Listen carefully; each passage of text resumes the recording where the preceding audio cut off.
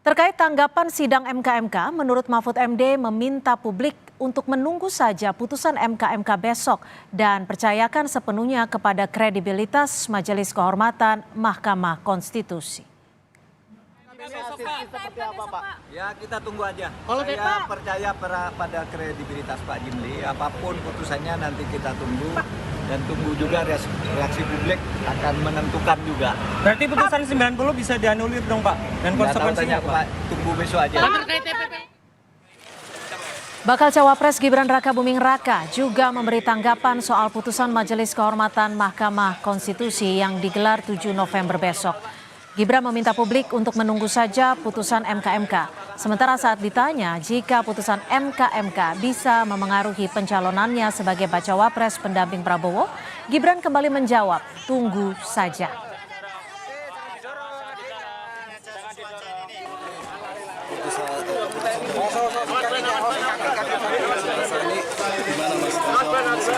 Ya ditunggu aja, oke? Makasih. Mas ini nggak khawatir mempengaruhi pencalonan jebakan? Ya ditunggu aja keputusannya, oke? Makasih. Majelis Kehormatan MK akan memutus dugaan pelanggaran etik Hakim MK pada Selasa besok.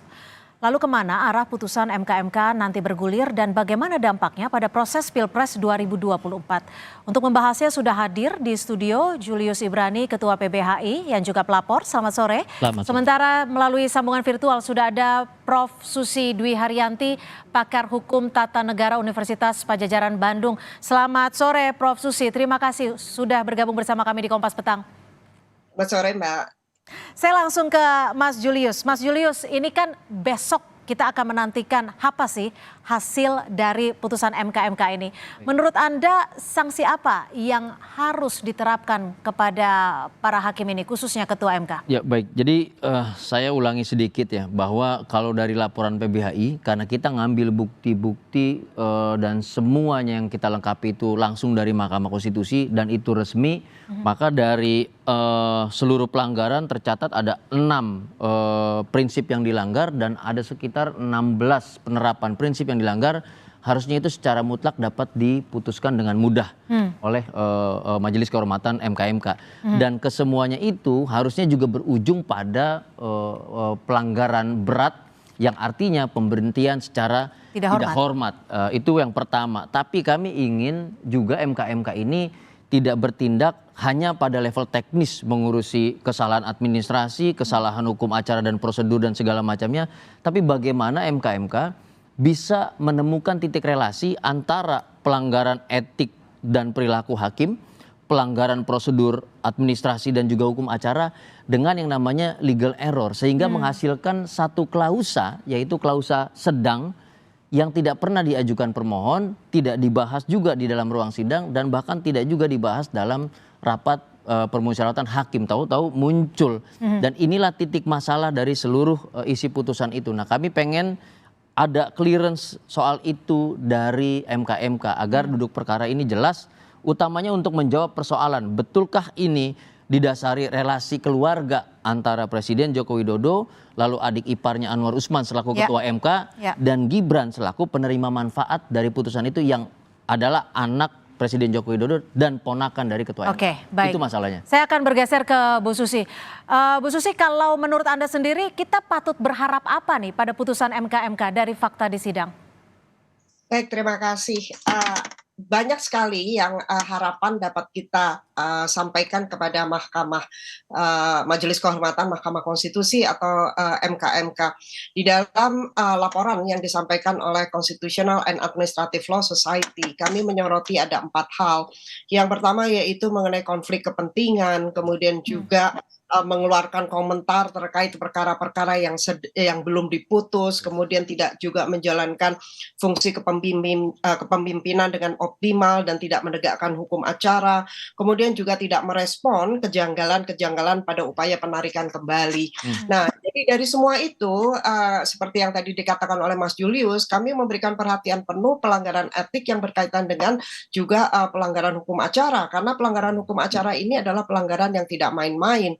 Kemudian juga ketika kami menyampaikan laporan kepada MK-MK, kami menginginkan supaya dugaan pelanggaran etik itu dapat dibuktikan. Dan dalam kaitan ini, sebagaimana diatur di dalam kode etik atau Sabta Karsa Utama, kami menyoroti ada 3 prinsip atau pelanggaran, dugaan pelanggaran.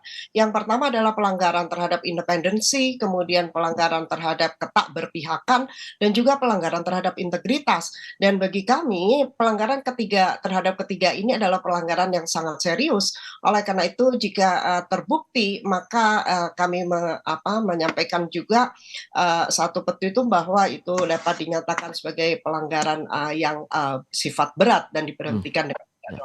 Oke, jadi secara tata hukum negara idealnya ketika memang terbukti adalah sanksi diberhentikan dengan tidak hormat, seperti itu ya, Bu Susi ya? Betul.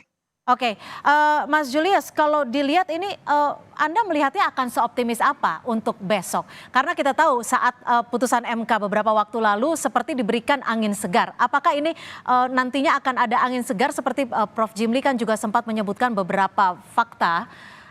Kira-kira akan seperti apa nanti besok? Jadi kami hanya merujuk pada bukti ya. Jadi berdasarkan pemeriksaan yang kami hadapi, lalu pertanyaan yang kami jawab dan bukti yang kami sampaikan, kami pikir untuk hal-hal yang sifatnya teknis tadi, pelanggaran prosedur dan hukum acara, pelanggaran administrasi, ini akan dengan sangat mudah dapat ditemukan oleh MK-MK, Prof. Jimli, Bintan Saragih, dan juga Wahidudin Adams. Jadi untuk masalah itu kami punya keyakinan berdasarkan bukti yang kuat itu bisa dibuktikan dengan mudah, kira-kira begitu. Tapi untuk membangun relasi yang 3 tadi, apakah pelanggaran etik perilaku ini dan juga pelanggaran prosedur hukum acara ini ternyata ditujukan untuk menciptakan sebuah legal error, yaitu penambahan klausa yang tidak diajukan dan tidak dibahas ini. Jadi harusnya level MK-MK di situ. Nah, bagian itu kami masih berkali-kali dipertanyakan oleh MK-MK dengan mengatakan kasih kami teori, kasih kami juga bukti, dan kemarin kami serahkan. Jadi kami melakukan monitoring. Lembaga etik di Mahkamah Agung salah satunya adalah Komisi Yudisial. Komisi Yudisial dalam perjalanannya sepanjang tahun 2010 ke 2015 itu bahkan sudah merumuskan legal error dan menetapkan beberapa kasus sebagai bentuk penyelundupan hukum. Sehingga berdampak pada putusan yang dipanggil oleh hakim. Tapi tidak dapat membatalkan karena dia lembaga etik. Bahkan yang menetapkan bahwa terjadi penyelundupan hukum sehingga mengubah atau mempengaruhi isi amar putusan ini bisa dijadikan materi untuk pemeriksaan ulang lewat permohonan yang baru. Nah, ini yang kami harapkan. Jadi menurut kami kalau Mahkamah Konstitusi utamanya Prof. Jimli mengatakan lebih tinggi daripada Mahkamah Agung sehingga tidak bisa diperiksa oleh Komisi Yudisial, harusnya Prof. Jimli dan Bintan Saragih juga Wahidudin Adams selaku MK-MK dia konsisten menetapkan standar tertinggi dalam pemeriksaan etik di MK-MK yang dapat menyentuh proses legal error tadi. Gitu. Baik, saya ke Prof. Susi. Prof. Susi, ini kan ada dugaan kebohongan dari Hakim Ketua Anwar Usman dan juga pembiaran dari 8 hakim lainnya. Dan kita tahu bahwa ada 3 opsi sanksi, diantaranya teguran, peringatan, pemberhentian hormat ataupun pemberhentian tidak hormat. Lalu bagaimana nanti atau apa ya yang bisa terjadi ketika nanti sanksinya tidak sampai pemberhentian? Namun bagaimana nanti ketika kita menghadapi adanya masalah-masalah saat pemilu nanti akan disidangkan lagi oleh hakim yang sama? Baik, terima kasih. Ini memang kita dihadapkan pada situasi yang abnormal. Saya katakan situasi abnormal karena MK tidak pernah menghadapi situasi seperti ini sebelumnya, di mana 9 hakim itu dilaporkan ke MK-MK dengan laporan paling banyak adalah pada Ketua Mahkamah Konstitusi. Nah, bagaimana nanti kalau misalkan terbukti, sebagaimana tadi saya sampaikan, bahwa pelanggaran terberat itu adalah pelanggaran etik yang berupa prinsip independensi, ketakberpihakan, serta integritas. Karena itu adalah pelanggaran yang luar biasa. Dan ketika MK menemukan atau dapat membuktikan terjadinya pelanggaran itu, maka MK harus berani untuk menyatakan satu putusan yang paling tinggi, yaitu putusan berupa tadi yang disampaikan, yaitu pemberhentian dengan tidak hormat. Nah, bagaimana dengan 8 hakim konstitusi yang lain? Tentu ini tugas MK untuk membuktikan sampai sejauh mana derajat kalaupun ditemukan pelanggaran etik yang tentu pasti akan berbeda, karena di dalam pemeriksaannya MK itu kan mempunyai berbagai macam alat bukti, misalkan keterangan saksi, kemudian juga ahli, surat, tulisan, atau bahkan alat bukti lain dan petunjuk. Oleh karena itu, bagaimana MK dapat memberikan value terhadap masing-masing alat bukti tersebut. Dan value itu tentu akan berbeda antara alat bukti yang satu dengan alat bukti yang lainnya. Siapa yang dapat diberikan kalaupun terbukti itu adalah teguran tertulis atau kemudian teguran lisan ataupun juga berupa pemberhentian. Tentu itu akan sangat tergantung kepada 3 orang anggota MK ini untuk menilai bukti-bukti yang ada di hadapan ketiganya. Prof. Susi, ini ada kritik keras sebenarnya terhadap Mahkamah Konstitusi, bahkan sampai di jargon MK Mahkamah Keluarga seperti itu ya. Lalu bagaimana dari Prof. Susi sendiri melihat kredibilitas dari Prof. Jimli Asyidiki? Apakah dijamin independensinya, apakah dijamin integritasnya ketika kita tahu bahwa Prof. Jimli Asyidiki juga sempat mengutarakan dukungannya kepada Prabowo. Di sisi lain, anak dari Prof. Jimli juga sempat atau sedang maju caleg untuk Partai Gerindra. Ya. Memang ada perdebatan soal itu, namun saya tidak ingin masuk pada itu karena sekarang yang dihadapkan pada situasi itu adalah situasi abnormal, dan MK itu haruslah dapat menjalankan fungsinya dengan baik dan membuktikan apa yang telah disampaikan oleh Prof. Jimli kepada masyarakat selama pemeriksaan itu. Oleh karena itu, apa dapat kita katakan dengan Prof. Jimli menyampaikan seperti itu, kemudian juga anggota yang lain, maka itu sudah menimbulkan apa yang disebut sebagai legitimate expectation, yaitu sebagai satu pengharapan yang sah dari masyarakat Indonesia bahwa MK itu akan dapat melaksanakan fungsinya dengan baik, melaksanakan tugasnya dengan baik. Dan oleh karena itu saya katakan di dalam laporan pendahuluan pada waktu itu bahwa MK itu memenuhi panggilan sejarah. Jadi ini adalah waktu untuk membuktikan bagi MK bahwa MK itu adalah sebuah lembaga yang independen, yang tidak dapat dipengaruhi oleh berbagai kepentingan. Oke. Terakhir, Mas Julius, Prof. Susi menyebutkan ini adalah situasi yang abnormal. Bukannya kita berandai-andai tanpa mendahului keputusan yang akan kita saksikan besok, tapi bagaimana jika nanti keputusannya tidak sesuai dengan harapan Anda? Apa yang akan dilakukan oleh pihak pelapor dan juga PBHI? Ya, yang pasti ini bukan soal PBHI, bukan soal personal Anwar Usman. Kami katakan bangsa ini telah melalui 2 kali pemilu yang penuh kekisruhan ditambah Pilkada DKI Jakarta. Artinya kepercayaan masyarakat terhadap proses demokrasi sedang runtuh-runtuhnya. Kalau ini tidak dapat dibenahi oleh Prof. Jimli, Bintan Saragi, dan Wahidudin Adams yang punya double burden. Dia pendiri MK, sekarang dia dipertanyakan karena tadi ada konflik kepentingan dalam dirinya sendiri termasuk anaknya. Dan sekarang dia memeriksa konflik kepentingan itu. Artinya pilihannya mengembalikan kepercayaan masyarakat pada titik nol dengan hasil yang maksimal, atau justru membuat bola salju kemarahan masyarakat, menambah ketidakpercayaan masyarakat, dan hasil apapun nanti dari pemilu kita, sengketa terhadap pemilu, hasil putusan pemilu di hadapan MK lagi, itu akan menimbulkan yang namanya civil disobedience yang berujung pada konflik atau kerusuhan horizontal.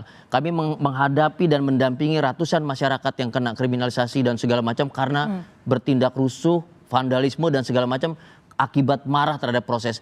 Ini yang kami sampaikan berkali-kali kepada MK. Kalau mau demokrasi kita tenang, pemilu kita damai, bereskan kebrutalan yang terjadi di MK. Oke, gitu. Agar jangan sampai demokrasi kembali ke titik nol seperti itu ya. Sekali. Prof. Susi, terakhir, apakah nantinya keputusan MK ini bisa mempengaruhi terkait dengan syarat capres-cawapresnya?